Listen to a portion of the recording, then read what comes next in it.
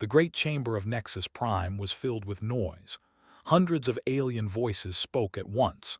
Some shouted, some whispered, some made sounds that had no name in any human language. The Galactic Council was meeting, and fear hung in the air like smoke. High Speaker stood at the center of the chamber. His body was tall and thin, covered in hard black plates like an insect. His four eyes moved slowly across the room, watching the representatives of 18 different species argue with each other. He raised one of his long arms, and the chamber fell silent. "The Dominion has destroyed 3 civilizations in the past 10 cycles," said. His voice was cold and clicking. "They are gone. They are gone. They are gone. We must decide what to do." The chamber erupted again. Some called for war. Others called for peace talks. A few suggested running to the far edges of the galaxy and hiding. Counselor floated in her water tank near the front of the room. She was a species that lived in the oceans of their world. Her body was soft and blue, with long fins that moved gently in the water. They were known for their peaceful nature. They had never fought a war in their entire history. "We must find allies," said. Her voice came through speakers on her tank. "We cannot defeat them alone. Every species must join together." "We have tried," another counselor replied. "They are too strong. Their bioships heal themselves. Their soldiers feel no fear. They live only to conquer."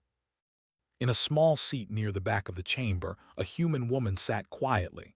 Her name was Sora IM, and she was the ambassador from Earth. She was here only as an observer. Earth was a new discovery, a small blue planet on the edge of the galaxy. The Council had found humans just 5 years ago, and they still knew very little about them. Sora watched the aliens argue. She was a small woman with short black hair and calm eyes. She wore a simple gray uniform with the flag of United Earth on her shoulder.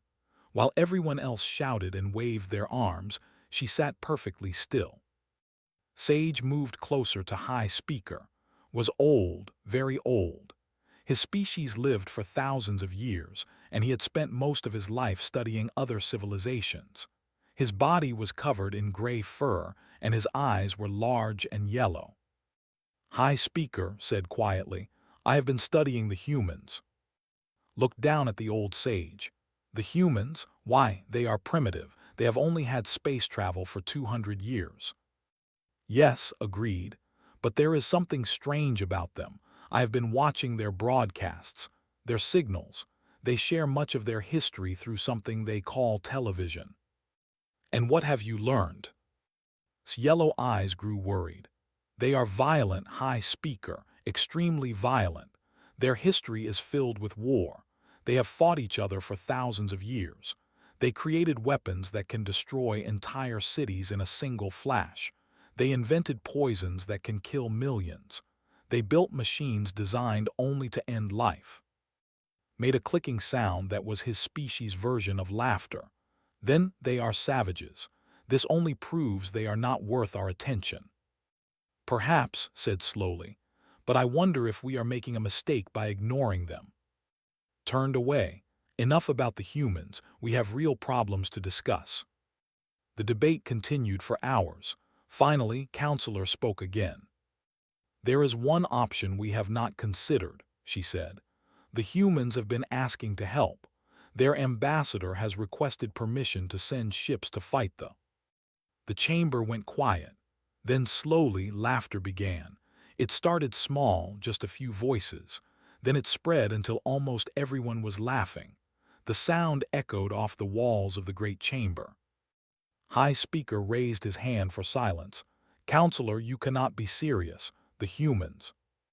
"They offered," said simply. "Ambassador IM has sent many messages asking to help." Turned to look at Sora. The human woman met his 4 eyes without looking away. Ambassador IM said, "Please stand." Sora stood. She was shorter than most of the aliens in the room. She had no claws, no armor, no special powers. She looked weak and fragile. "Your offer is kind," said, "but we must decline. They are not like any enemy you have faced. They would destroy your little fleet in minutes. Your species would become the fourth civilization to fall. With respect, High Speaker, Sora said. Her voice was calm and clear. You do not know what humanity can do. More laughter filled the chamber. We know enough, another counselor said. You are soft creatures. You have no natural weapons. Your lives are short. You cannot even survive in space without machines to help you. Sora smiled. It was a small smile, but something about it made Sage feel cold. You are correct, Sora said. We have no claws, so we invented knives. We have no armor, so we built tanks. We cannot fly, so we created aircraft. Everything we lack, we build. Everything that threatens us, we overcome. This is what humans do. Shook his head. Pretty words, Ambassador, but words will not stop we appreciate your courage, but we cannot allow a primitive species to sacrifice itself uselessly. Your ships would only get in the way. Then we are dismissed, Sora asked. You may remain as an observer, said, but Earth will not join this fight. It is for your own protection. Sora bowed her head slightly. I understand, High Speaker. Thank you for your consideration. She sat back down. The council continued its debate, ignoring her completely. Plans were made. Fleets were organized. Strategies were discussed. Through it all, Sora sat quietly, her face showing nothing. But beneath her calm expression, her mind was working. She reached into her pocket and touched a small communication device. With one finger, she typed a message in the darkness. The message was short. They said no, proceed anyway. Somewhere far across the galaxy, on a small blue planet called Earth, Admiral Park received the message. He was standing on the bridge of the flagship Horizon, a massive ship that humanity had built in secret.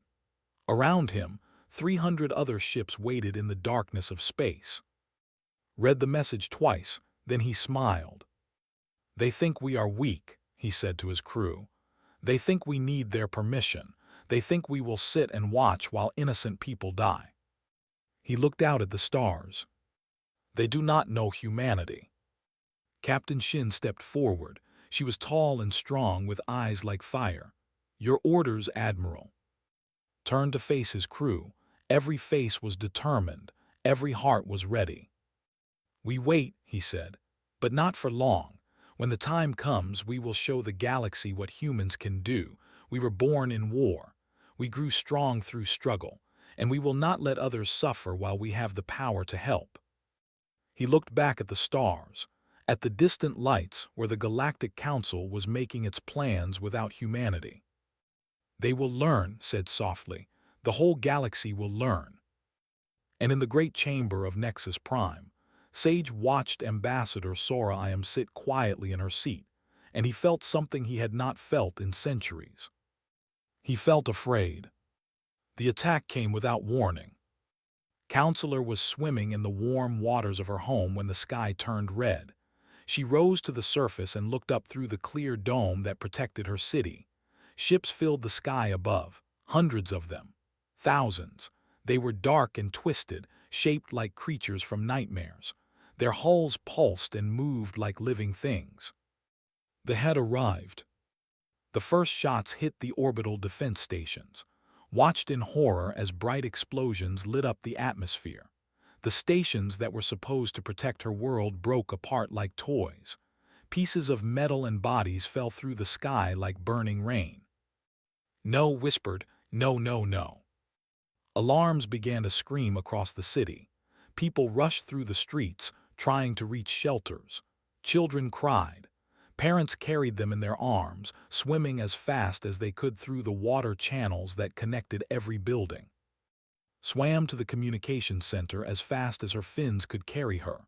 She burst through the door, water splashing everywhere. The operators looked at her with terrified eyes. Contact the Galactic Council, ordered, now. The connection was made. High Speaker's face appeared on the screen. His 4 eyes widened when he saw. Counselor, what is happening? Our sensors are showing. They are here, shouted. They are attacking, we need help. Please send the Galactic Fleet. The screen flickered. Behind could see other council members rushing around in panic. "We are mobilizing our forces," said, "but it will take time. You must hold on." "How long?" Paused. That pause told everything she needed to know. "3 cycles," he said finally, "perhaps 4. Felt her heart break. 3 cycles. Her world would be ash in 3 cycles. "Please," she begged, "there must be something you can do." The building shook. Dust fell from the ceiling. Outside could hear explosions getting closer. "We are doing everything we can," said. His voice sounded hollow. "Stay strong, counselor." The connection ended. Stood alone in the communication center. Through the window she could see landing ships descending through the clouds. They were huge and ugly, covered in spikes and strange growths. When they landed, doors opened and soldiers poured out. Soldiers were terrifying. They stood on 4 legs and had 2 massive arms ending in claws that could cut through metal. Their skin was thick and gray, like stone. Their eyes burned with red light, and they made horrible clicking sounds as they moved. They had no army. They had never needed one. They were peaceful people who solved problems with words and understanding. Now, as soldiers marched through their streets, they had nothing to fight back with. Watched her people die. She watched them try to run and get caught. She watched them try to hide and get found. She watched families torn apart, buildings burned, and everything she loved destroyed. They showed no mercy. They killed without feeling, without stopping, without caring. In the great chamber of Nexus Prime, the Galactic Council watched the destruction through their sensors. Some turned away, unable to look. Others watched with cold expressions, already calculating how this would affect their own worlds. High Speaker stood at the center, his body still and silent. He had lived for many centuries. He had seen civilizations rise and fall, but watching burn made something crack inside him. "Where is our fleet?" he demanded. "Still assembling," an aide reported. "The contingent refuses to leave without their full escort. The survivors want guarantees of protection. They are arguing about who should command the combined forces." Politics hissed. "We are watching a world die and they argue about politics." A new signal cut through the chaos. A face appeared on the main screen that made everyone stop. It was Warlord, commander of the invasion force. Was massive, even for a. His body was covered in scars from 100 battles. One of his eyes had been replaced with a glowing red machine. When he spoke, his voice rumbled like thunder. "Council of Cowards," said, "do you enjoy watching? Do you see what happens to those who stand against the Dominion?" Warlord said, trying to keep his voice steady, "This attack is a violation of." Laughed. The sound was horrible, like bones breaking. "Violation," he mocked. "There are no violations. There are only the strong and the dead. Today they become the dead. Tomorrow perhaps it will be you." Behind, the screen showed cities burning. Smoke rose into the sky like black pillars holding up the clouds. "Nexus Prime will be next," continued. "Your precious council will burn, your great chamber will become dust, and I will walk through the ashes and laugh." The screen went dark. Turned to his advisors. "How long until the reach Nexus Prime?" 7 cycles, someone answered. "Maybe less if they push hard." 7 cycles, and their fleet would take 4 cycles just to assemble. By the time they were ready, it might already be too late. Far across the galaxy, in the darkness of space near Earth, Admiral Park received the news of. He stood on the bridge of the horizon, watching the footage that Ambassador Sora had sent him. He saw cities burning. He saw people running. He saw children crying for parents who would never come. Captain Shin stood beside him. Her hands were clenched into fists, and her jaw was tight with anger. "They are monsters," she said quietly. "Yes," agreed. "And the council sits and watches. They debate while innocent people die. They make speeches while worlds burn." Doctor, the chief science officer, approached them. She was a small woman with glasses and gentle eyes, but right now those eyes were hard. "Admiral, I have analyzed the forces. They are strong, but they have weaknesses. Their bioships heal quickly, but they cannot heal if we destroy them completely. Their soldiers are fearless, but they are also predictable. They always charge forward, never retreat." Nodded slowly. "What about our fleet? Are we ready?" 300 ships, reported. Every one of them armed with weapons the galaxy has never seen. Nuclear warheads, kinetic cannons, plasma cutters, drone swarms. "We have been preparing for this for decades, Admiral. We are ready." Turned to look at his crew. Every face was determined. These were men and women who had trained their whole lives for this moment. They were soldiers, scientists, engineers, and pilots. They were human. "The council told us to stay home," said. "They said we were too weak, too primitive. They said we would only get in the way." He smiled, but there was no warmth in it. They were wrong. He turned to face the stars, toward the distant light of where people were dying while the galaxy watched. "Humanity was born in fire," he said. "We grew up fighting. Every step of our history was paid for in blood. We know what war is. We know what suffering is. And we swore that if we ever reached the stars, we would never let others suffer the way we suffered." He raised his hand. "All ships prepare for faster-than-light jump. Set course for the system." Captain stepped forward. "Admiral, the council forbade us from helping." Looked at her. His eyes were like steel. "The council is not here, and I did not ask their permission." 300 engines roared to life. 300 ships moved into formation. In the darkness of space, humanity prepared to announce itself to the galaxy. And on the burning world of, Counselor sent one final message to the stars, not knowing if anyone would hear. "Please," she begged, "someone, anyone, help us." Someone was coming. The Galactic Council was dying. Not in body, but in spirit.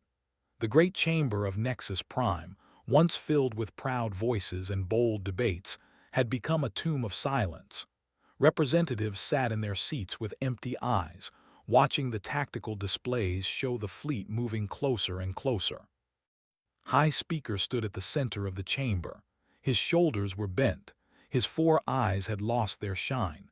For the first time in his long life, he looked old. "How long?" he asked. "We'll reach Nexus Prime in 2 cycles," an aide reported. "Our combined fleet is still not ready. The finally agreed to join, but now they are threatening to withdraw unless they receive additional supplies." Closed his eyes, and the silence. "Counselor." "She escaped," the aide said softly. "Barely. Her ship is damaged, but she is alive. Most of her people were not so lucky." Turned to look at the empty seat where usually sat.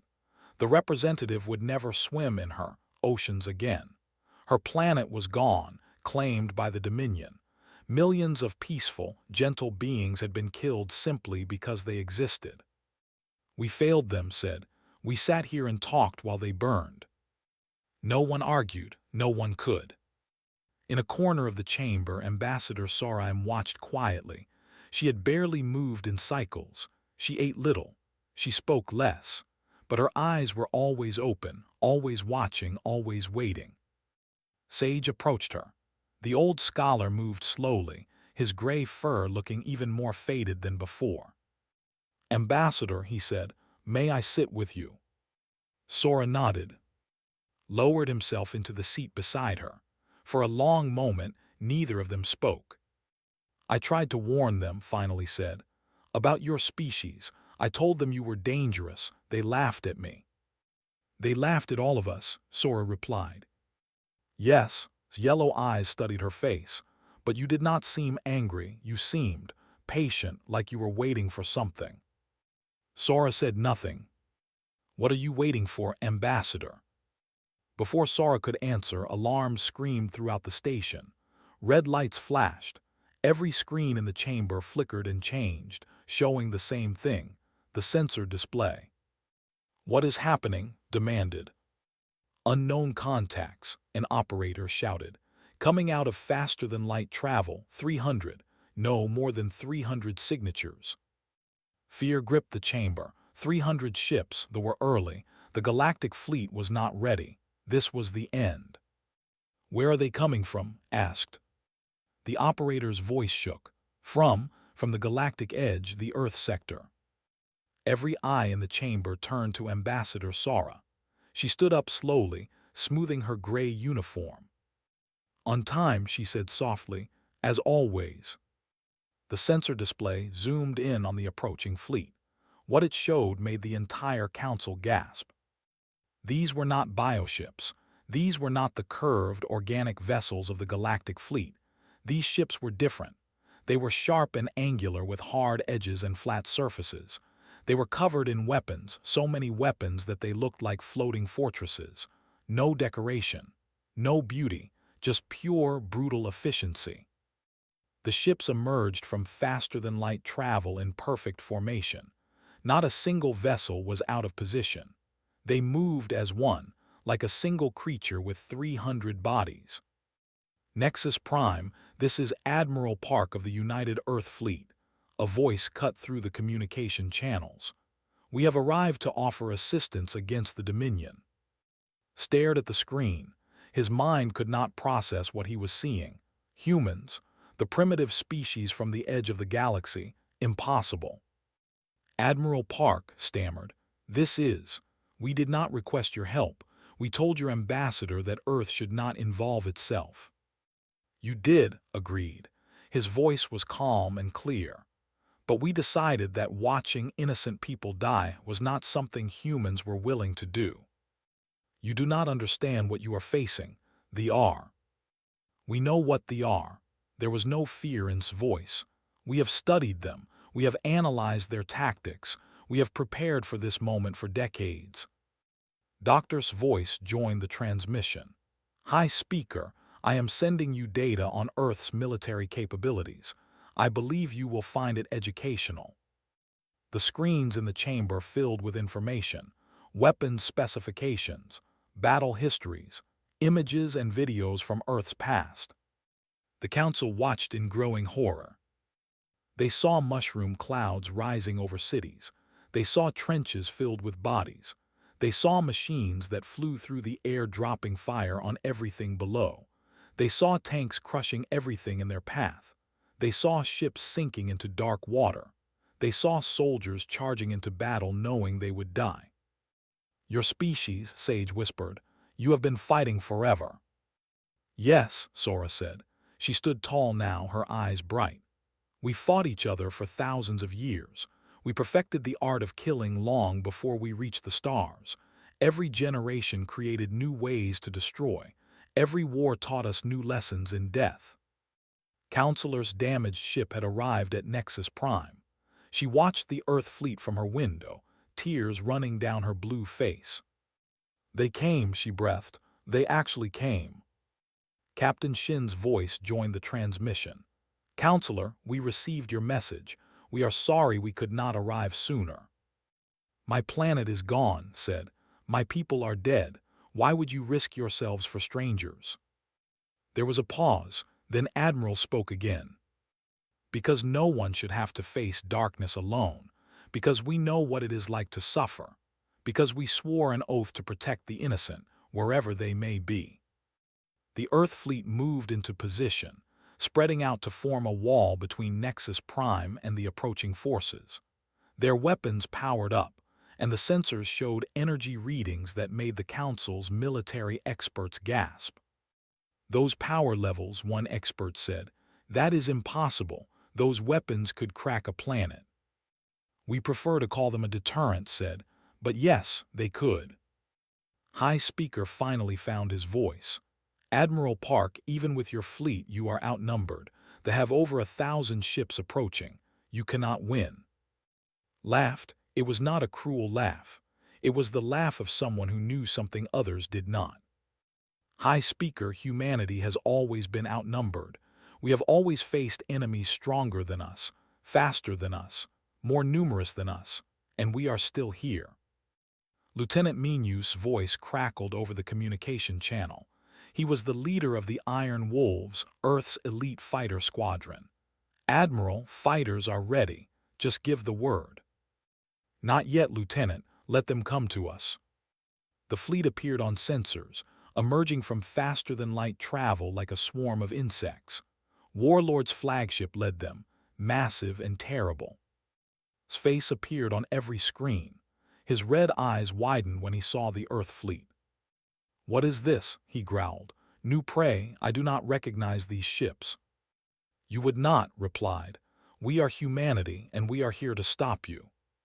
Stared for a moment. Then he laughed, a horrible sound that echoed through the chamber. "Little creatures, do you know what I have done? I have destroyed civilizations. I have burned worlds. I have killed billions. You think your tiny fleet frightens me?" His voice was ice. "No, but it should." He turned to his crew. "All ships prepare for battle. Today, humanity shows the galaxy what we really are." And in the great chamber of Nexus Prime, Sage whispered the words that would echo through history. "May the stars have mercy, because the humans will not." The space around Nexus Prime held its breath.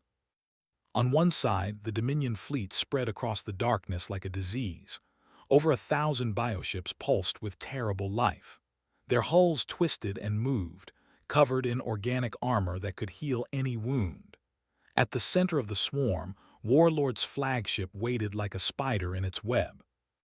On the other side, 300 human ships formed a perfect line. They were smaller than the vessels, but they did not look weak. They looked hungry. Admiral Park stood on the bridge of the horizon, his eyes fixed on the enemy fleet. His face showed no fear. His heart beat steady and slow. He had trained for this moment his entire life. "All ships report ready, Admiral," Captain Shin said. "Good," clasped his hands behind his back. "Let them make the first move." Warlord's voice thundered across all channels. "Humans, you have one chance to surrender. Lay down your weapons and we may let some of you live as slaves. Refuse and you will all die." Smiled, "Warlord, humanity has a saying. Perhaps you have heard it." "What saying?" "Come and take them." Roared with rage. The fleet surged forward, a wave of death rushing toward the human line. "Here they come," said. Her voice was tight with excitement. "Wait," ordered. "Wait for them to commit." The ships charged without formation, without planning. They relied on numbers and strength. They had never faced an enemy that could truly hurt them. They did not know how to be careful. The distance closed, 10,000 kilometers, 5,000, 3,000. Admiral said, "They are in range." "All ships," said. His voice was calm as a frozen lake. "Weapons free." The human fleet erupted in fire. Every ship fired at once. Kinetic cannons launched tungsten rods at speeds that made them glow white-hot. Plasma cutters sliced through space in brilliant arcs of blue. Missile pods opened and released swarms of warheads that sought their targets with cold machine intelligence. The first wave of ships simply vanished. One moment they were charging forward. The next moment they were expanding clouds of debris. Their organic armor, so famous for healing any wound, could not heal when there was nothing left to heal. Watched in shock as dozens of his ships died in seconds. "Impossible," he growled. "They are primitives, they cannot." Another wave of fire slammed into his fleet. More ships exploded. The darkness of space filled with burning wreckage and floating bodies. "All units return fire," screamed. "Destroy them." The weapons were powerful. Biocannons launched balls of acid that could melt through any hull. Spike launchers fired organic projectiles that burrowed into ships and grew, tearing them apart from inside. These weapons had destroyed 3 civilizations. But the human ships did not sit still and wait to be hit. Lieutenant Minyu led the Iron Wolves through the chaos. His fighter twisted and rolled, dodging fire with movements that seemed impossible. Behind him, 40 pilots followed in perfect formation. "Iron Wolves, target their carrier cores," Minyu ordered. "Nuclear packages ready." The fighters dove through the swarm like arrows through water. Gunners tried to track them, but the human pilots were too fast, too unpredictable. They flew in patterns they had never seen, using their enemies' own ships as shields. Minu's fighter reached a carrier, a massive vessel that berthed smaller attack ships. He released his payload, a nuclear warhead wrapped in a penetrating shell. The bomb punched through the carrier's hull and detonated inside. A new sun was born for half a second, and then the carrier was gone. The attack ships it was creating died with it. Target destroyed, Minu reported, moving to next. On the bridge of the horizon, Doctor watched the battle data flow across her screens. Her fingers danced over controls, analyzing patterns and finding weaknesses. Admiral, they are clustering around their larger ships, she reported. They are trying to use them as shields. If we can destroy the big ones, the swarm will lose coordination. Show me, said. Highlighted targets on the tactical display. 7 massive vessels, each one controlling hundreds of smaller ships. Take them out, and the rest will fall into chaos. Nodded. Captain, you have command of the main fleet. Keep them busy. I am taking the horizon to hunt big game. The flagship broke from formation. Engines roaring, it carved a path through the battle toward the first command ship. They tried to stop it. Biocannons fired. Spike launchers screamed. Smaller ships threw themselves in the horizon's path like sacrifices. The horizon did not slow down. Its shields absorbed hits that would have killed any galactic fleet vessel. Its point defense systems cut down incoming projectiles with laser precision. Its hull, made from alloys that humanity had developed through centuries of war, held strong. And then the horizon reached firing range. Main cannon ready, a weapons officer reported. Fire ordered. The main cannon of the horizon was humanity's greatest weapon. It fired a single projectile, a rod of pure tungsten 10 meters long, accelerated to a fraction of light speed. The rod carried no explosives. It did not need them. At that speed, the impact alone released more energy than a nuclear bomb. The rod hit the command ship center mass. It did not punch through. It erased. The entire front section of the ship simply stopped existing. The rest followed a moment later, torn apart by forces the organic hull could not withstand. 1 down, said, 6 to go. The Galactic Council watched the battle in stunned silence. Their screens showed data they could not believe. Human ships moved with coordination that seemed impossible. Human weapons hit with force that seemed unreal. Human pilots flew with skill that seemed supernatural. How, High Speaker whispered, how are they doing this? Sage answered. His voice was quiet, almost reverent. They have been preparing for this for their entire existence. Every war they fought against each other was practice. Every weapon they invented was a prototype. They turned their greatest weakness, their violence, into their greatest strength. Counselor floated in her damaged ship, watching humans die to protect a galaxy that had laughed at them. She saw human ships sacrifice themselves to shield others. She saw human pilots fly into certain death to complete their missions. She saw humans fight not with rage, but with cold, calculating purpose. They are not berserkers, she realized. They are not mindless killers. They feel fear, they feel pain, but they fight anyway. The battle raged for hours. They outnumbered the humans 4 to 1, but numbers meant nothing against tactics they could not understand. The humans feinted and retreated, drawing ships into traps. They sacrificed small groups to protect larger ones. They never fought fair, and they never stopped. Warlord watched his fleet die around him. For the first time in his life, he felt something unfamiliar crawling up his spine. Fear. Captain Shin's voice cut through his thoughts. Warlord, your fleet is broken. Your ships are burning. Surrender now and we will show mercy. His red eyes blazed. Do not surrender. Then we'll die. The horizon turned towards flagship. Its main cannon began to charge. opened a channel, his voice cracking with desperation and fury. "What are you? What are you?" Admiral's answer was broadcast on every frequency, heard by every ship, recorded for all of history. "We are humanity, and we protect our own." The cannon fired. His flagship broke apart like glass. The warlord who had destroyed 3 civilizations died in a flash of light, unmourned and unremembered. And in the great chamber of Nexus Prime, the Galactic Council watched in silence as humanity won the war. They were running. For the first time in their history, the warriors who had conquered 3 civilizations turned their ships around and fled. Their great swarm, once over 1,000 strong, had been cut down to less than 300. Burning wreckage filled the space around Nexus Prime like a graveyard of metal and flesh. Admiral Park watched the retreating ships on his tactical display. His face showed no satisfaction. His eyes held no mercy. "They are retreating to their home system," Doctor reported. "At their current speed, they will arrive in 6 cycles." "Do not let them reach it," said. Captain Shin turned to him. "Admiral, the battle is won. Nexus Prime is safe. Should we not let them go?" Shook his head slowly. "If we let them go, they will rebuild. They will create new ships. They will raise new soldiers. And in 10 cycles or 20 or 50, they will return. They will burn another. They will kill another million innocents."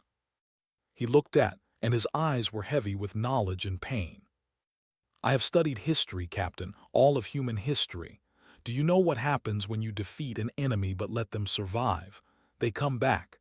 They always come back, stronger, angrier, hungrier for revenge. So what do we do?" Turned back to the display. "We end this completely, permanently. All ships," he broadcast. "Pursuit formation. We follow the to there, we finish what we started." The human fleet gathered its wounded and counted its dead. 37 ships had been destroyed. Over 4,000 men and women would never see Earth again. They had given their lives to protect people they had never met, from a species that had mocked them. The survivors honored their fallen for exactly 1 hour. Then they fired their engines and chased the running enemy across the stars. On Nexus Prime, High Speaker contacted the horizon. His face was pale, his eyes wide with concern. "Admiral Park, please reconsider," he said. "They are defeated. They will think twice before attacking anyone again. There is no need for more bloodshed." His expression did not change. "With respect, High Speaker, the destroyed 3 civilizations. They burned without mercy. They were coming to destroy you next, and you want me to let them go. We can negotiate, we can make treaties, we can." "Treaties?" His voice was sharp. "Did they negotiate with the before they killed them? Did they sign treaties with the before they burned their world? No. They understand only one language, High Speaker, and we are going to speak it fluently."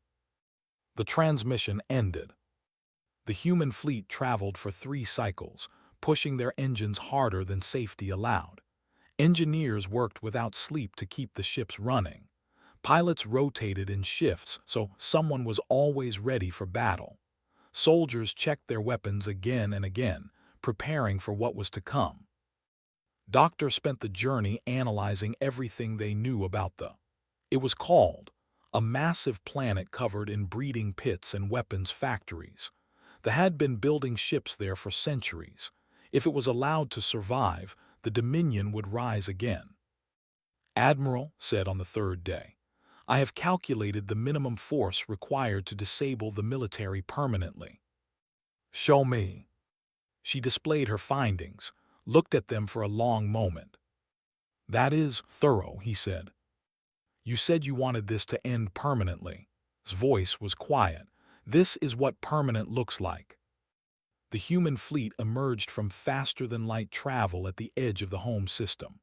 Hung in the darkness ahead of them, a world of red and black, covered in smoke and fire from its countless factories. The surviving ships had reached home just hours before. They circled the planet in a desperate defense formation.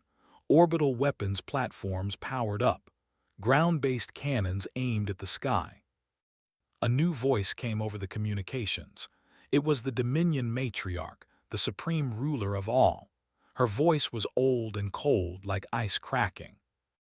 Humans, you have won a battle, but if you attack you will start a war that will never end. For every you kill, 1,000 more will rise. We will hunt you across the galaxy. We will find your Earth and burn it to ash. Smiled, it was not a pleasant smile. Matriarch, I have a message for you and all your people. Listen carefully, because I will only say this once. He paused. You have spent centuries terrorizing the galaxy. You have killed billions of innocent beings. You have destroyed civilizations that only wanted to live in peace. And when you looked at my species, you saw nothing but prey.